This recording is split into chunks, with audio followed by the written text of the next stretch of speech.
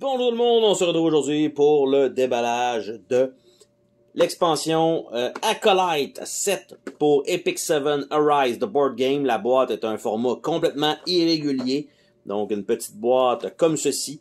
À l'arrière, on voit qu'on va avoir ce qui semble être 2 ennemis, 2 boss et quelques ennemis supplémentaires. Évidemment, ça vous prend le jeu de base pour pouvoir jouer à ça. Donc, on ouvre ça, format, comme j'ai dit, complètement irrégulier. On a l'air d'avoir un tray avec un paquet de cartes là-bas.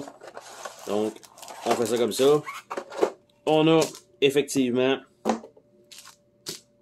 des figurines. Donc, un seul et unique tray de figurines. Donc, on a des genres de dragons ici qui sont quand même bien foutus, honnêtement. Et on a les 2 nouveaux ennemis. Je ne sais pas s'il y a des nouveaux chapitres également par rapport à ça.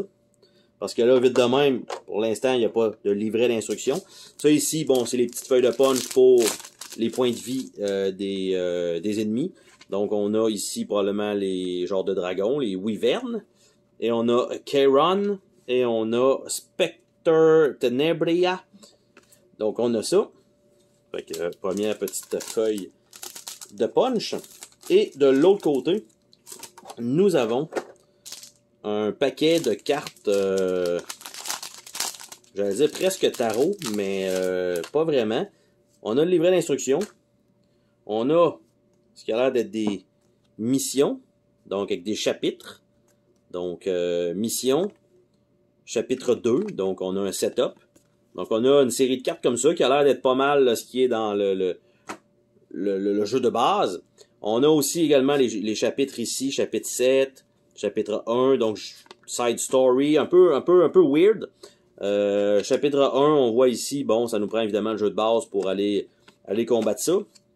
Et on a ça ici. Je ne sais pas si on les rajoute au jeu de base pour rajouter une rejouabilité possible. Et on a donc Spectre Tenebria qui est là, et on a Charon, donc avec un certain nombre aussi de cartes. Et donc, on voit un peu, ça va être quoi? Donc, un genre de golem niveau 1, wyvern niveau 3 et un crapaud niveau 3. Donc, ça, ce sont ces cartes-là.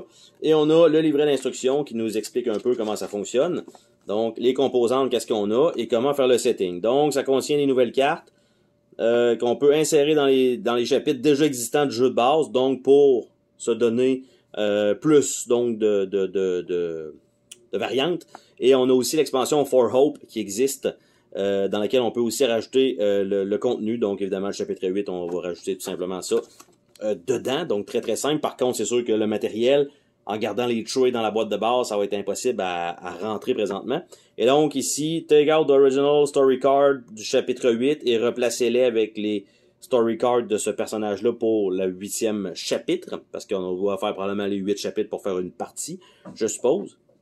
Et donc, après ça, nous avons les cartes donc d'acolytes, les ennemis, évidemment, dans ce deck-là, et voilà. Donc, très simple, je pense, pour l'addition. C'est pas 100% qu'on ajoute, on rajoute pour les ennemis, pour les chapitres, et le 8, ben, on doit simplement le changer au complet. Sur ce, on se dit à la prochaine pour une autre vidéo.